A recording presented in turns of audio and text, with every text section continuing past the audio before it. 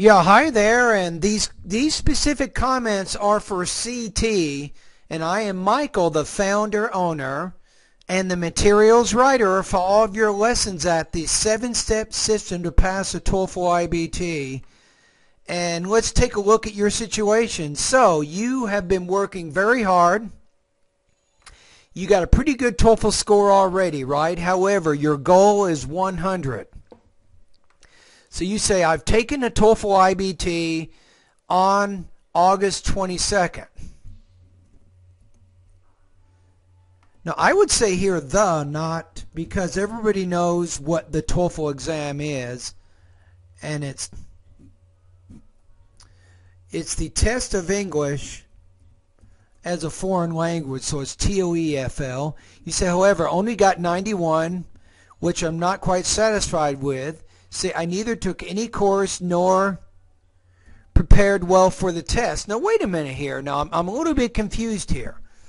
Now, if you have 91 on the TOEFL right now, that means that you've been using English for several years at least.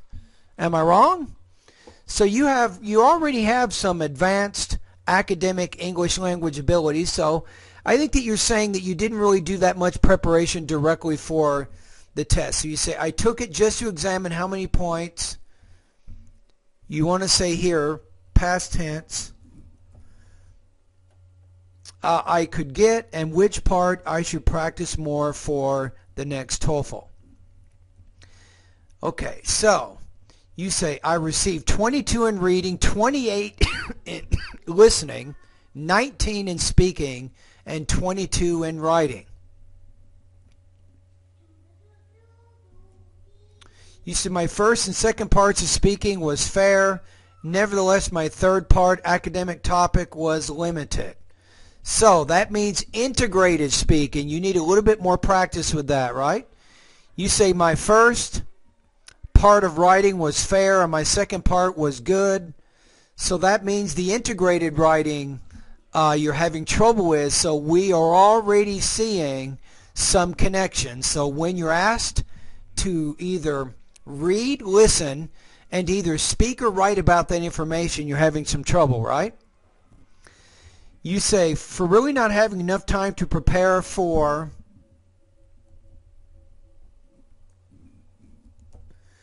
the TOEFL test, you say, I also have to study for the college entrance exam in Taiwan. I desperately need your advice to improve my score. Now, advice is a noun. Advise, when you spell it with S, A-D-V-I-S-E, don't ask me why, but when you say advise, that's actually a verb. So because you said you want to put a noun here. That's why I made that change. You say, I look forward to your reply. Thank you. All right, so again, your goal is 100, right? So what you want to do is to try to increase at least 3 points in the reading, maybe 6 points in the speaking, and at least 3 points in the writing. I got it. So here are some of my suggestions right now. I'm going to say each day spend about 30 minutes of reading each day. Your listening is already good, so I'm going to say just maybe 15 minutes.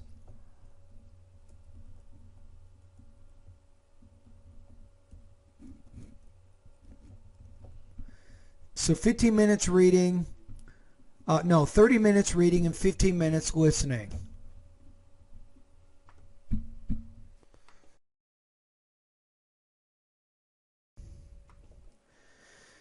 Okay, now the third suggestion here, and remember, a lot of what I'm doing here is based on what you're giving me and some of the problems you're having. You need to get a little more comfortable speaking and writing about other people's ideas, right? So obviously, as you're doing the reading and listening practice, you're note-taking. You're writing down in note form the main points and the most important supporting points from the reading and the listening passages, right? So this is very important.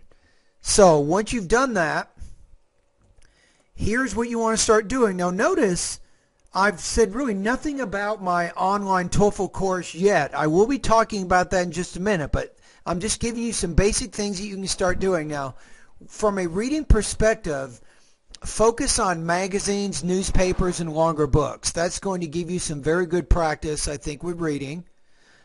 And remember, the purpose here is to start taking notes on these reading and listening passages. So with listening, you can focus on news, documentary, history, science programs. I know your listening is already good, but you need to be a little more comfortable speaking and writing about what you listen to. That's why you're doing this listening practice. Okay, now, here's my first suggestion. I want you to do 3 250-word summaries each week. This came off of your Ghostbuster proton pack, not mine, yours. Okay.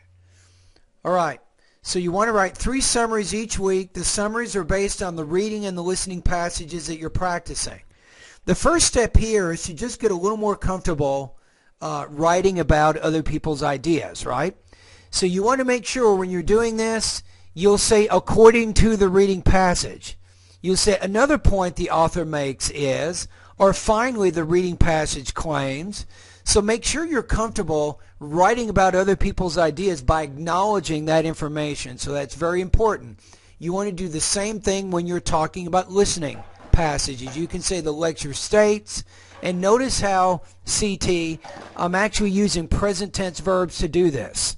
Another point the speaker in the lecture makes is, you'll say things like that, and that helps to frame all the information around the sources and not your own ideas. So you're doing 3 summaries each week, 3 written summaries.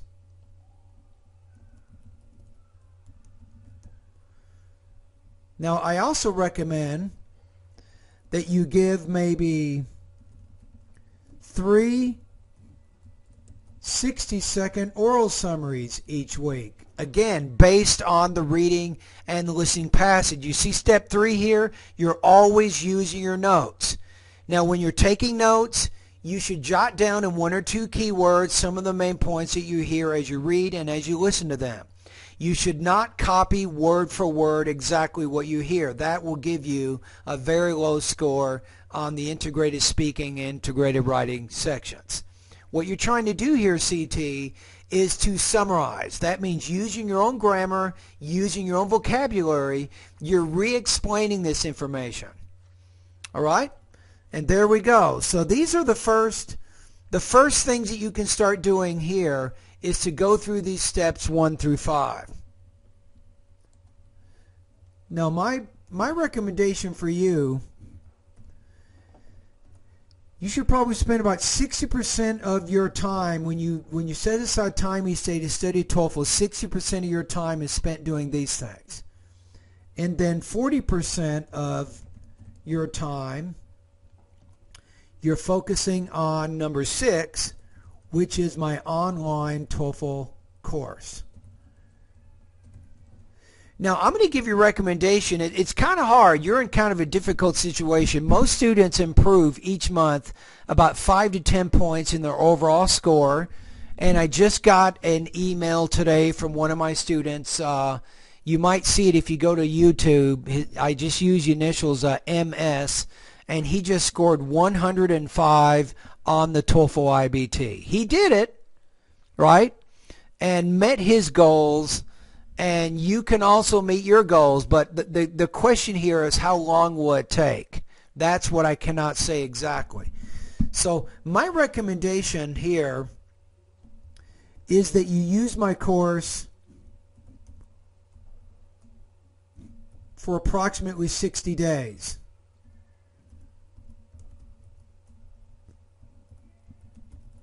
That's probably the best thing for you.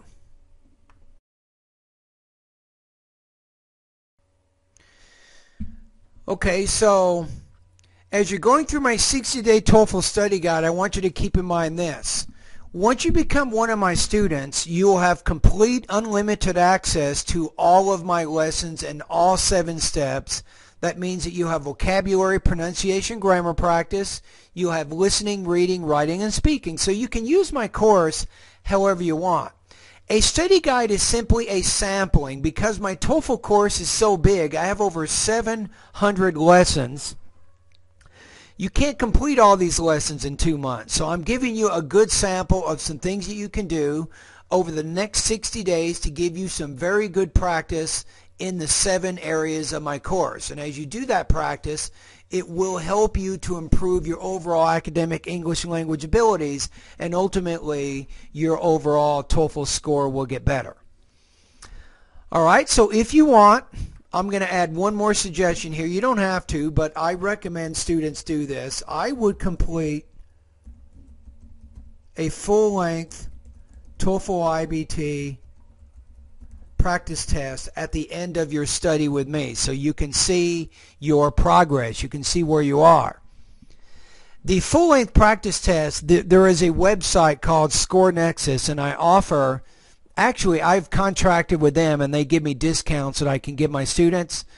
So once you're ready, if you want to take a full-length IBT practice test, go to the 8th section of my course and you can learn more about those practice tests.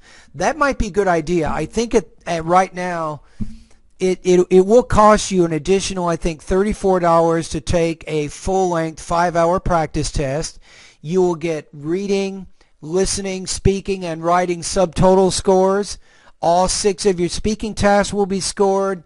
2 of your writing tasks will be scored, and you can see and compare your results with the practice test with your previous TOEFL exam, and then you can make a decision. And the question really is, you want to ask yourself, am I ready now to take the TOEFL exam? So if you score close to 100 on the practice test, then I would say yes. Then you're probably pretty ready to take the TOEFL exam. All right, CT, so anyway, thank you very much for your comments. Now, anybody else who's watching the video, if you guys have some good suggestions, I know there's a lot of subscribers at my YouTube channel, so I can talk to you guys directly.